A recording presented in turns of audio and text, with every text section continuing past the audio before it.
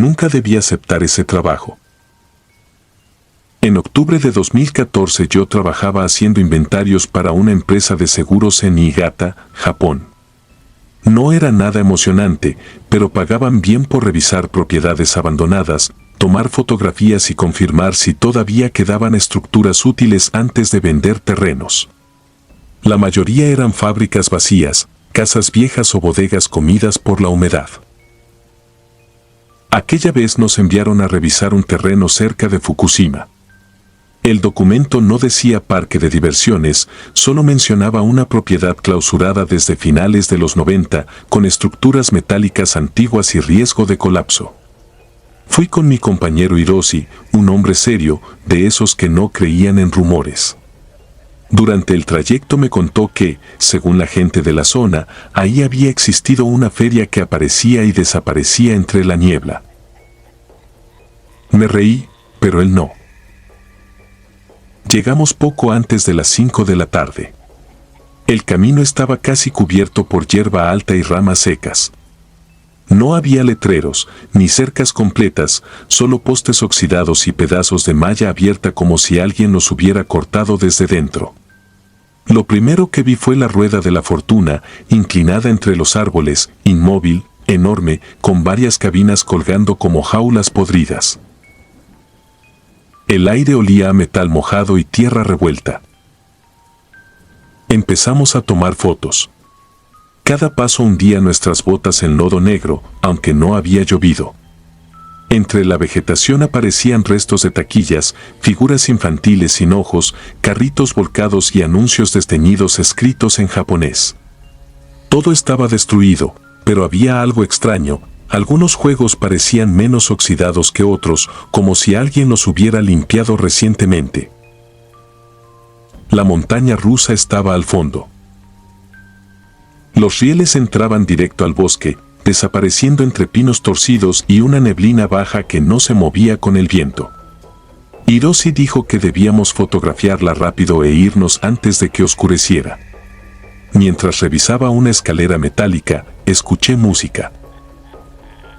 Era una melodía de feria, lejana, deformada, como salida de una bocina vieja bajo el agua.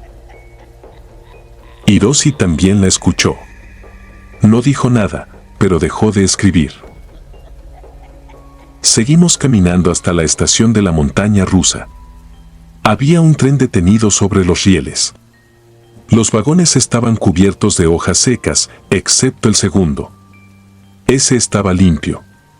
Demasiado limpio. El asiento no tenía polvo, el cinturón colgaba abierto y en el suelo había una pulsera escolar, pequeña, húmeda, como recién caída. Entonces vi a la niña. Estaba parada entre los árboles, a unos 20 metros, usando un vestido claro pegado al cuerpo. Tenía el cabello largo cubriéndole parte del rostro y la piel tan pálida que parecía iluminada desde adentro. No corrió, no habló, solo levantó una mano y señaló el segundo vagón. Hiroshi tomó una foto. El flash la hizo desaparecer. Sentí un frío horrible en el estómago. No miedo común, sino la certeza física de que algo nos estaba mirando desde muchos lugares al mismo tiempo. Le dije a Hiroshi que nos fuéramos. Él revisó la cámara y se puso blanco. En la pantalla no aparecía la niña. Aparecíamos nosotros dos, de espaldas, sentados en el segundo vagón. Pero nosotros seguíamos de pie. En ese momento, el tren se movió. No hubo motor, ni electricidad, ni ruido previo. Solo el chirrido seco de las ruedas avanzando unos centímetros. Luego otro poco más. La cadena de arrastre empezó a sonar bajo los rieles, lenta, oxidada, imposible. Hiroshi retrocedió y cayó al suelo.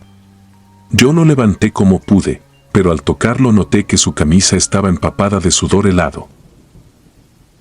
La música de feria sonó más fuerte. Salimos corriendo hacia la entrada.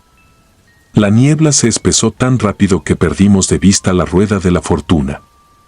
Corrimos entre puestos que yo no recordaba haber visto antes, casetas limpias, luces encendidas, globos inflados moviéndose sin viento. Por un segundo, el parque ya no parecía abandonado. Parecía abierto. Y lleno. No de personas completas, sino de siluetas paradas en filas, sombras quietas frente a juegos que giraban sin niños. Nadie hablaba. Nadie respiraba. Solo estaban ahí, esperando su turno. Hiroshi se detuvo de golpe. La niña estaba frente a nosotros, más cerca. Su rostro seguía oculto por el cabello, pero pude ver su boca. Sonreía demasiado. «No mires la foto», murmuró Hiroshi. Fue lo único que dijo. Después empezó a caminar hacia ella, como si alguien lo jalara del pecho. Lo agarré del brazo, pero su piel estaba rígida, fría, pesada. Me miró con lágrimas en los ojos y entonces escuché una voz de niña, muy cerca de mi oído, susurrando en español perfecto. «Uno tiene que quedarse para que otro salga». No sé cómo escapé. Solo recuerdo correr hasta vomitar, atravesar ramas, caer entre piedras y llegar a la carretera con las manos sangrando. Cuando volví con la policía, al amanecer, no encontraron a Hiroshi. Tampoco encontraron el parque como yo lo había visto. Solo había ruinas, óxido y árboles. El informe dijo desaparición por accidente en zona peligrosa. Mi cámara fue entregada semanas después. Todas las fotos salieron negras, excepto una. En ella se veía el segundo vagón de la montaña rusa. Hiroshi estaba sentado ahí, mirando hacia abajo. A su lado había una niña de cabello largo, sonriendo. No he vuelto a Japón desde entonces. Hace 3 meses recibí un correo sin remitente. Traía una sola imagen adjunta. Era una fotografía reciente de un terreno con paneles solares. Al fondo, entre 2 filas metálicas, se distinguía una neblina baja. Y en medio de ella estaba Hiroshi. No había envejecido. Estaba señalando un lugar vacío junto a él, como si me estuviera guardando asiento.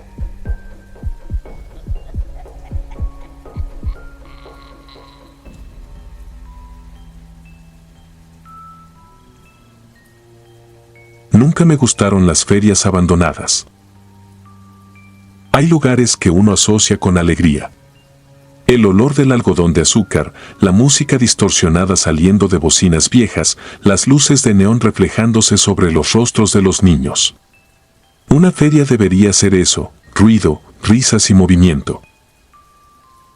Por eso, cuando en noviembre de 2023 acepté el trabajo temporal de vigilancia nocturna en una antigua feria ubicada en las afueras de Toluca, pensé que sería sencillo. Necesitaba dinero. No hice demasiadas preguntas. La llamaban Parque Estrella. Había cerrado en 2018 después de un accidente ocurrido en una de sus atracciones principales, una rueda de observación conocida como la Rueda Negra. Según los periódicos, una falla mecánica provocó que una de las góndolas se desprendiera cuando alcanzaba el punto más alto. Una familia completa cayó desde más de 20 metros. 2 adultos murieron en el lugar. La hija sobrevivió algunas horas antes de fallecer en el hospital.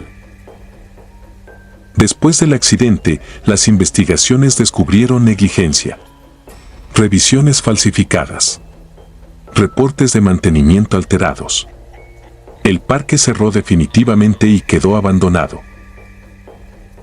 5 años después, yo caminaba solo entre sus ruinas. La primera noche fue tranquila. La segunda también. La tercera comenzó a inquietarme. A las 2 de la madrugada escuché música infantil. Era una melodía lenta, desafinada, como si proviniera de una cinta vieja con las baterías agotadas. Seguí el sonido atravesando los carritos chocones cubiertos de polvo y la antigua casa de los espejos, donde mi linterna devolvía reflejos deformes de mi propio cuerpo. La música provenía de la rueda negra. La enorme estructura oxidada permanecía inmóvil contra el cielo. O eso creí. Cuando apunté la linterna hacia arriba, una de las góndolas se balanceaba. Muy despacio. El viento estaba completamente quieto. Sentí ese tipo de miedo que aparece antes de que la razón encuentre explicaciones. Me acerqué pensando que quizá algún animal había entrado. Entonces escuché una voz infantil. ¿Ya empezó el paseo? No vi a nadie. Corrí de regreso a la caseta convencido de que el cansancio me estaba jugando una mala pasada. A la mañana siguiente pregunté al supervisor sobre el accidente. El hombre guardó silencio durante unos segundos antes de responder. La niña se llamaba Valeria. Tenía 8 años. Dicen que nunca encontraron su muñeca. Intentó sonreír después de decirlo, pero evitó mirarme a los ojos. La cuarta noche decidí grabar todo con mi teléfono. A las 2:13 de la madrugada, la música volvió. La rueda estaba girando. Lentamente. Crujía como si los metales estuvieran respirando. Sentí como la sangre me abandonaba el rostro. Las góndolas vacías avanzaban una tras otra. Hasta que vi una ocupada. En una de ellas estaba sentada una niña. Vestido amarillo. Cabello oscuro. Sostenía algo entre las manos. No distinguía qué era. Levantó el rostro. Sonrió. Y señaló hacia abajo. No hacia mí. Hacia detrás de mí. Cuando me giré, había 4 personas de pie observando la rueda. Un hombre. Una mujer. Un adolescente. Y una niña. Todos inmóviles. Empapados. Con la ropa desgarrada. Sus rostros estaban deformados por el impacto. Volví a mirar la góndola. La niña seguía allí. Comprendí entonces algo que me dejó helado. No era Valeria. Era otra niña. Aquella familia no pertenecía al accidente de 2018. Eran personas distintas. Víctimas distintas. Porque Parque Estrella había ocultado más tragedias de las que aparecían en los periódicos. Quise huir. Pero el teléfono comenzó a reproducir grabaciones que jamás había hecho. Gritos. El sonido del metal partiéndose. Personas suplicando ayuda. Y una voz masculina diciendo: no detengan el juego, todavía faltan pasajeros. Caí de rodillas. La rueda aceleró. Las góndolas giraban cada vez más rápido. Dentro de ellas aparecían rostros. Decenas.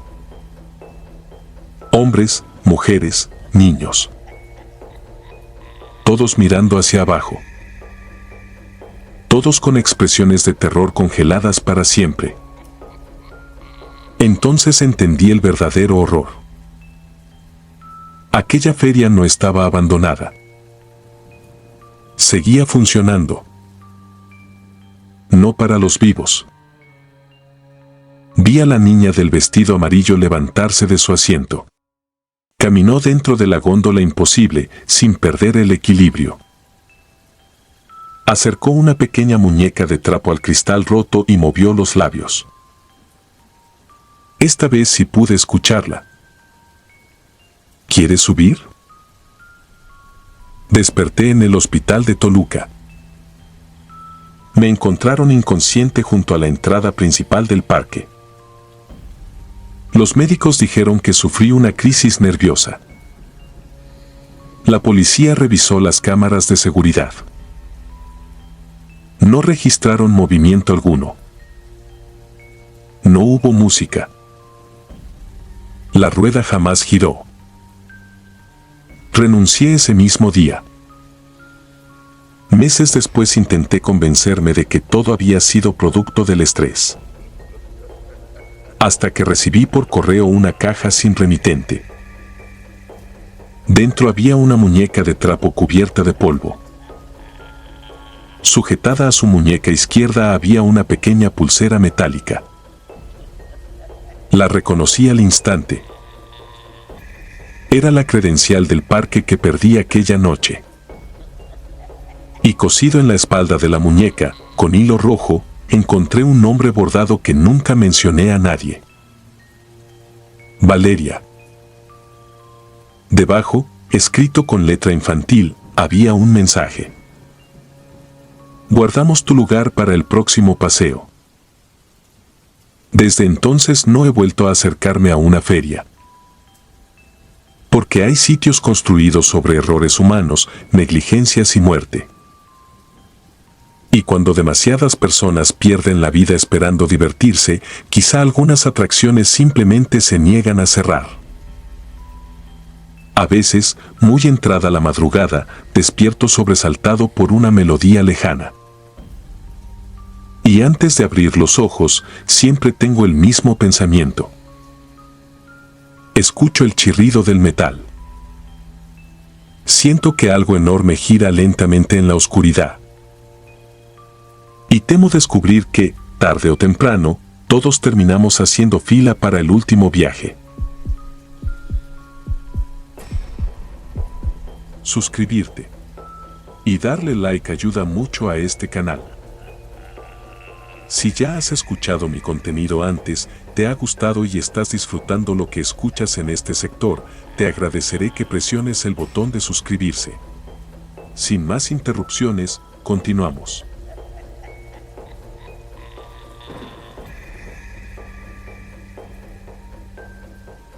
En 2018 trabajaba como fotógrafo independiente para un pequeño canal de internet dedicado a documentar lugares abandonados. No éramos investigadores paranormales ni cazadores de fantasmas. Nuestro contenido se enfocaba en la historia de edificios olvidados, accidentes industriales y sitios marcados por tragedias reales. Fue así como terminé viajando a una pequeña ciudad costera del norte de Japón. A pocos kilómetros del puerto existían las ruinas del antiguo parque de diversiones Tsukiyama Wonderland. Había abierto sus puertas en 1974. Durante años fue el orgullo de la región. Los trabajadores del puerto llevaban allí a sus hijos cada fin de semana.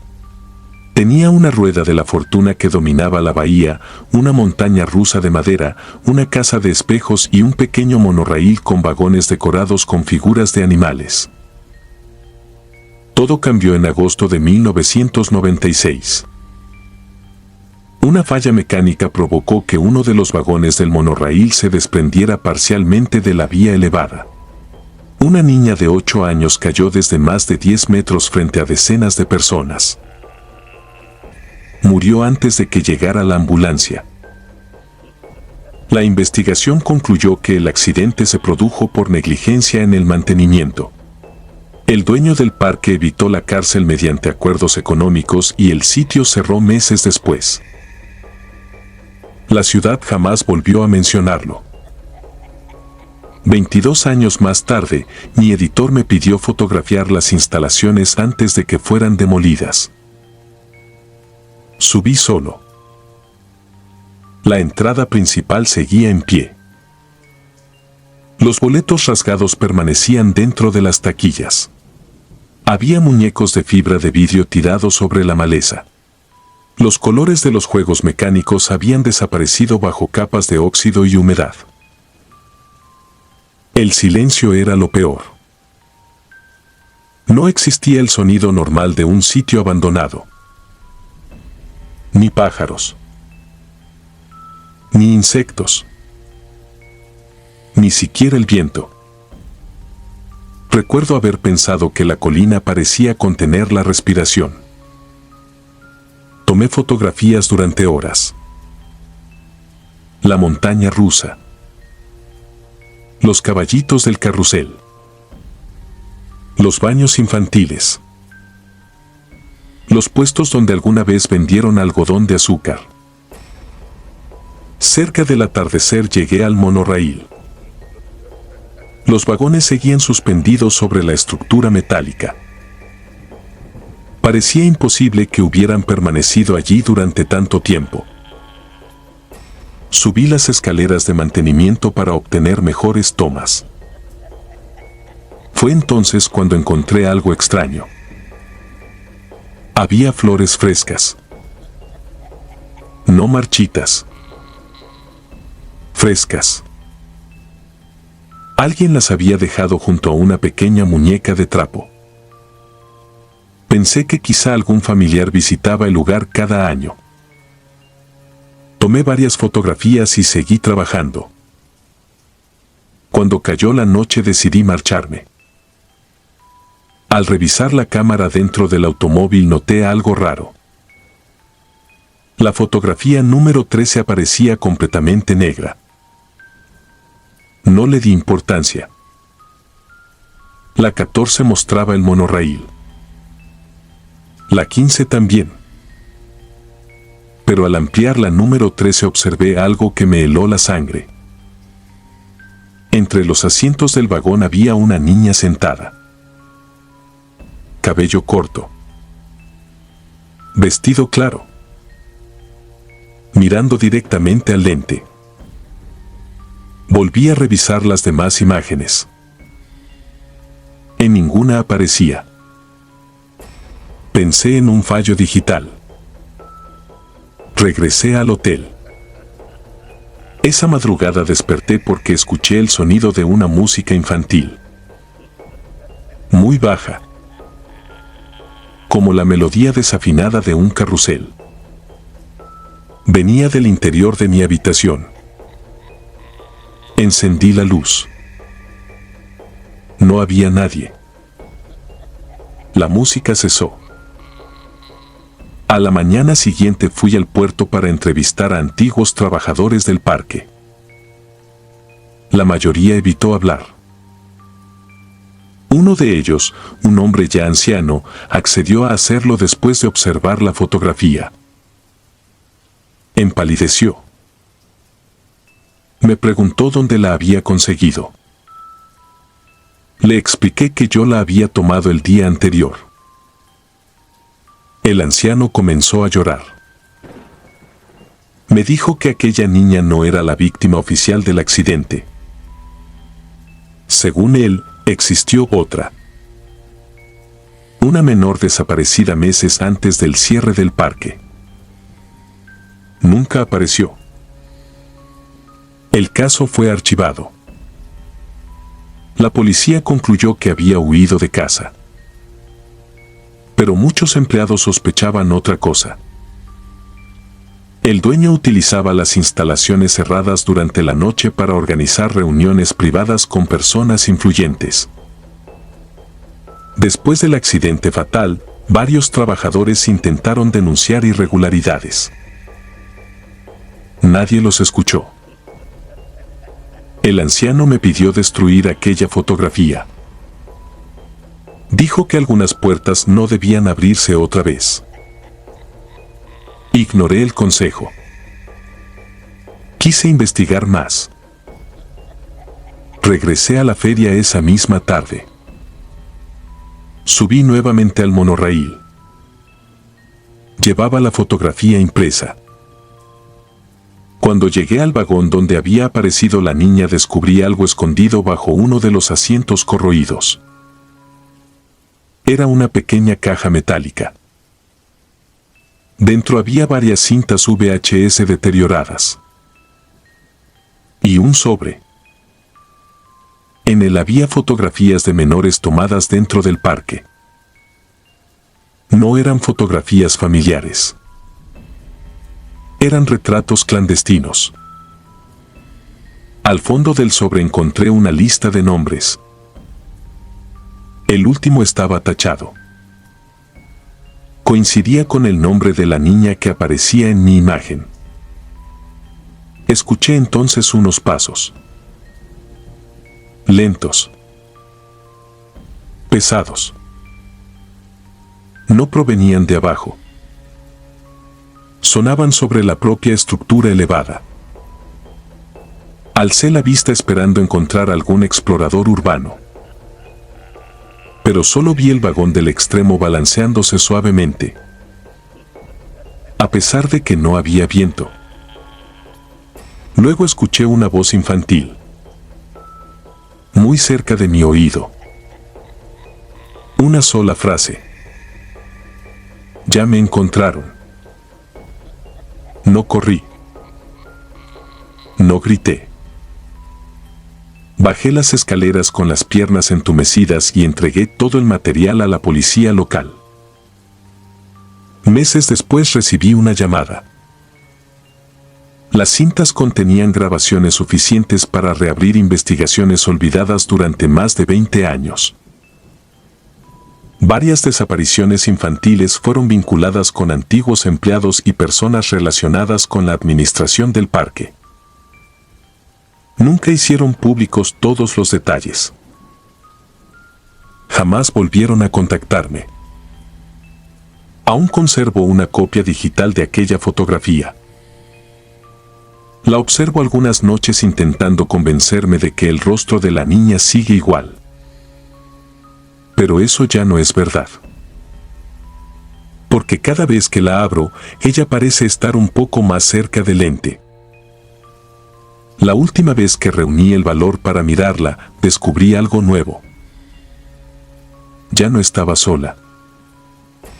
Detrás de ella, sentado en la penumbra del vagón, había un hombre sonriendo. Y esa sonrisa era exactamente la misma del dueño del parque desaparecido. Un hombre que, según los registros oficiales, había muerto 6 años antes de que yo tomara aquella fotografía.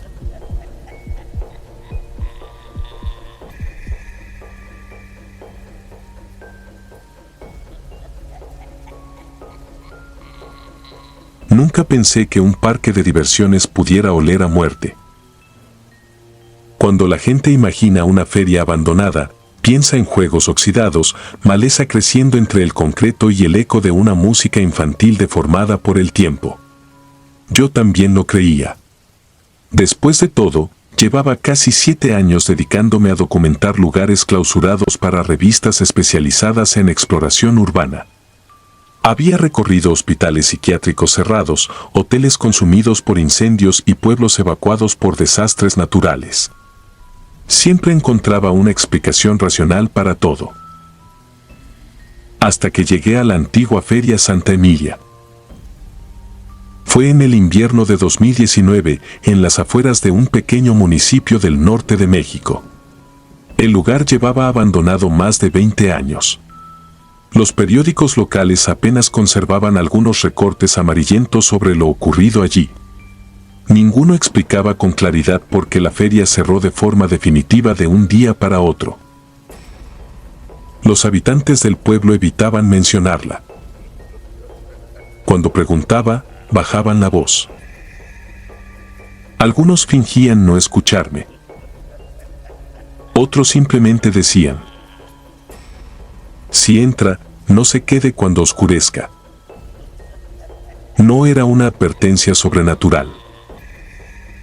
Lo decían con la expresión de quienes recuerdan algo demasiado humano. Y eso era peor. La feria había llegado en abril de 1998. Durante semanas fue el acontecimiento más importante de la región. Familias enteras acudían cada noche.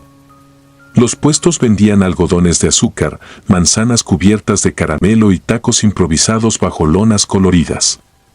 La rueda de la fortuna dominaba el horizonte como una promesa de alegría para un pueblo acostumbrado a la rutina. La tragedia ocurrió durante un fin de semana largo. No hubo una explosión.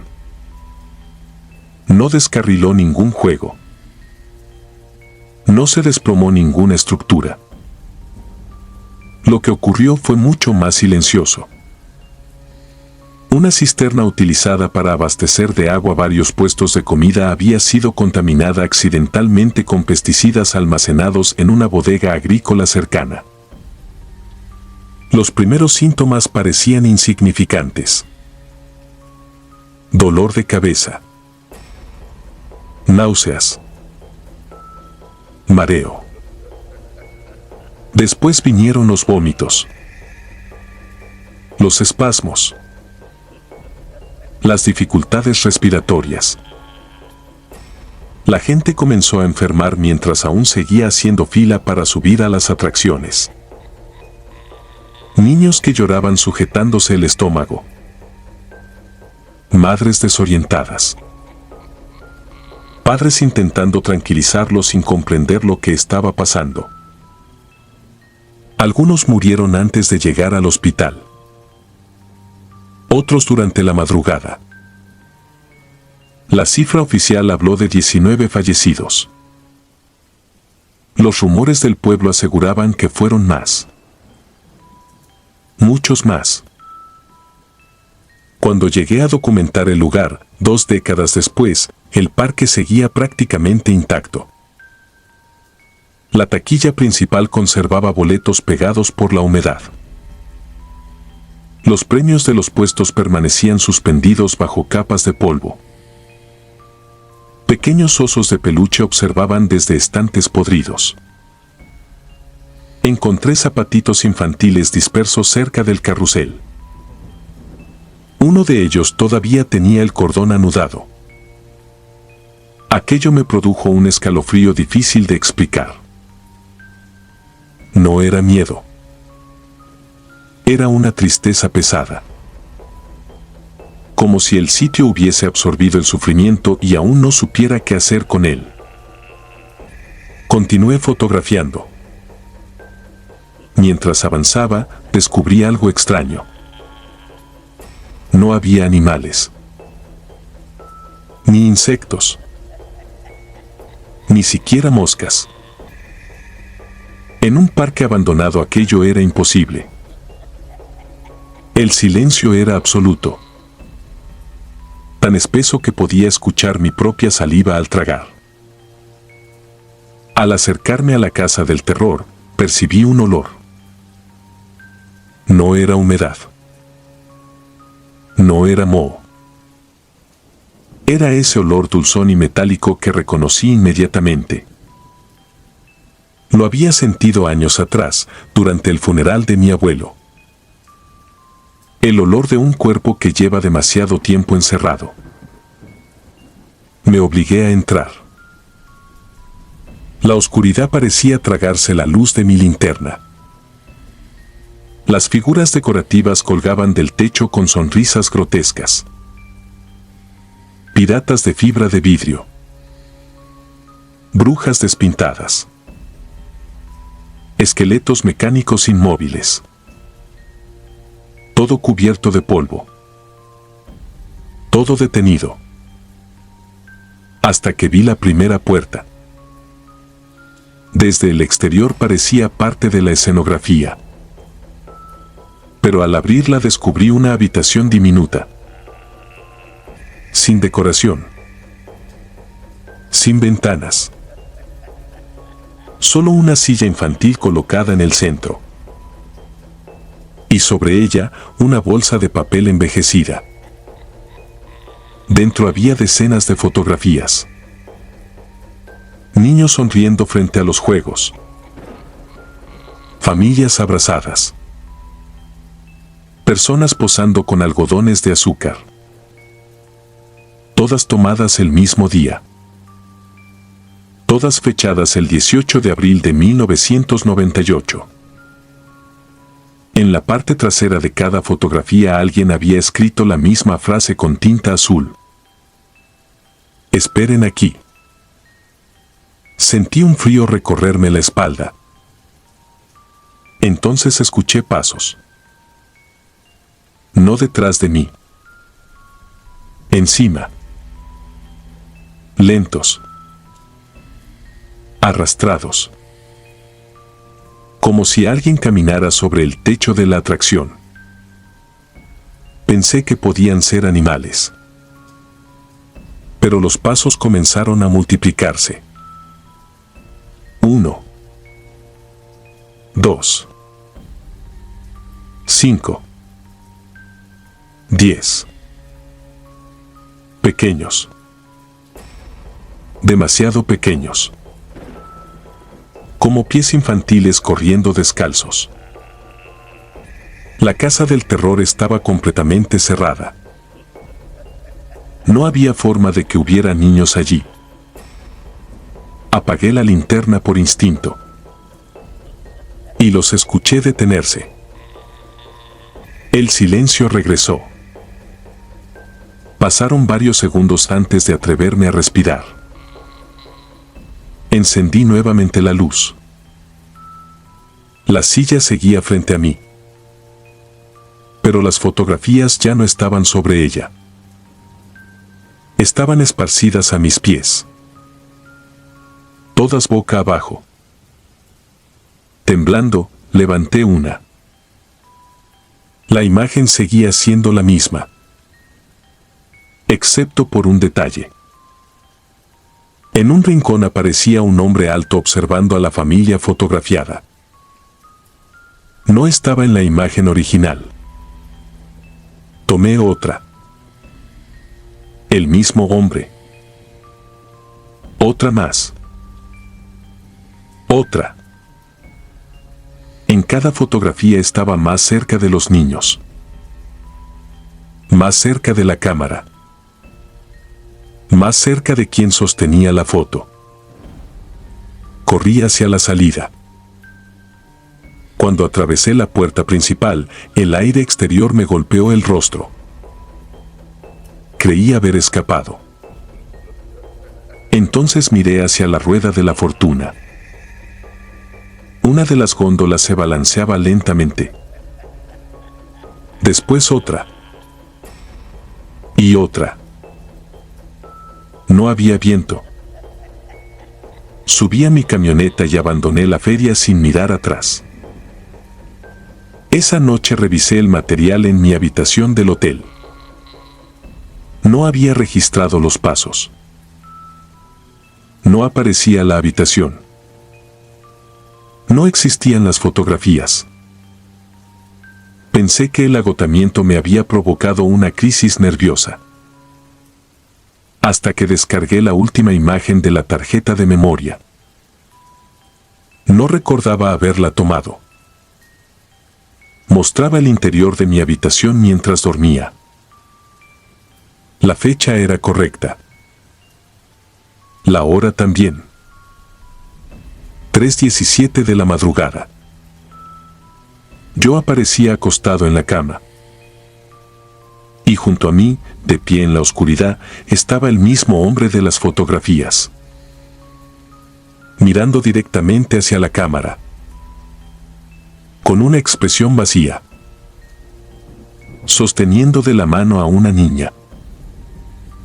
Volteé lentamente hacia el rincón de la habitación. No había nadie. Pero el olor dulzón y metálico de la casa del terror llenaba el cuarto. Esa misma noche abandoné el pueblo. Nunca publiqué el reportaje. Años después descubrí algo que terminó de destruir cualquier intento de racionalizar lo ocurrido. El hombre que aparecía en las imágenes era el antiguo encargado de mantenimiento de la feria. Había sido detenido semanas después de la tragedia. En los sótanos bajo la casa del terror encontraron restos humanos pertenecientes a varios menores desaparecidos en distintos estados del país. Murió en prisión antes de ser juzgado. Pero los investigadores nunca lograron identificar a todas sus víctimas. Todavía hoy, algunas familias siguen buscando a sus hijos. A veces despierto en mitad de la noche convencido de escuchar pasos pequeños recorriendo el pasillo de mi casa. Nunca abro la puerta. Porque hace 6 meses encontré una fotografía nueva dentro de la caja donde guardé aquella evidencia. No recuerdo haberla impreso. No recuerdo haberla tomado. En ella aparezco parado frente a mi propia casa, mirando hacia una ventana del segundo piso. La ventana de mi dormitorio. Y detrás del cristal, observándome desde la oscuridad, hay varios niños, esperando a que los deje entrar.